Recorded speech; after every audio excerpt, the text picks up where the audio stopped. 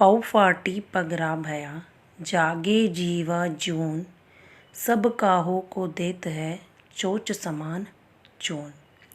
एक बार अकबर बादशाह आगरा के आसपास के किसी गांव में घुड़सवारी करते करते सैर को निकले। जब उन्हें भूख लगी तो एक जमींदार के कुएं पर वो चले गए। एक मामूली घुड़सवार समझ के किसान ने उनके घोड़े को बांध दिया और बादशाह को कुछ खाने पीने को दिया और उनको बोला, आप आराम करो।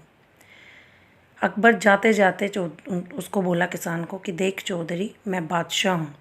अगर तुम्हें किसी भी काम की ज़रूरत पड़े, अगर तुम्हें कभी लगे कि बादशाह मेरा काम करा सकते हैं, तो अगर तुम्हें ज़रूरत लगे तो तुम मेरी मदद के लिए मेरे पास आ सकते हो, मुझे खुशी होगी। उसने कहा, मुझे क्या काम पड़ेगा, ज़मीन का लगान तो हम भर ही रहे हैं। बादशाह चला गया। मालिक की कुछ ऐसी मौज हुई कि ज़मींदार को कोई काम पड़ गया। उसने सोचा कि बादशाह मेरी समस्या का हल निकालेंगे। वो शहर गया, बादशाह को खबर करवाई। बादशाह ने उन्हें अंदर बुलाया और उस समय जो बादशाह थे वो नमाज़ पढ़ रहे थे। और नमाज के बाद जब उन्होंने दुआ मांगी हाथ उठाकर, ये सब कुछ वो किसान देख रहा था।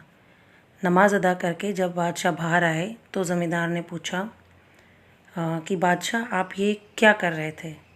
तो बादशाह ने उसको बताया कि मैं अपने प्रजा के लिए, अपने लिए खुदा से दुआ कर रहा था, खुदा से मांग रहा था।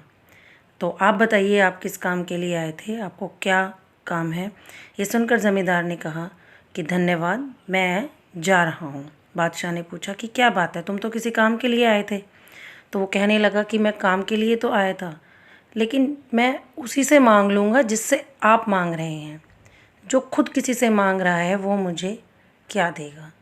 इस कहानी से हमें सीख मिलती है कि हमें किसी इंसान से क्यों मांगना है। अगर हमें कुछ मांगना है, अगर हमें कुछ चाहिए, तो हम उससे मांगेंगे जो सबको सब कुछ दे रहा है। ईश्वर का साथ रखिए, ईश्वर को अपने आसपास रखिए, उसकी रज़ा में रहिए और देखिए ज़िंदगी कितनी खूबसूरत हो जाती है। उम्मीद करती हूँ आपको आज की कहानी पसंद आई होगी। Thank you so much.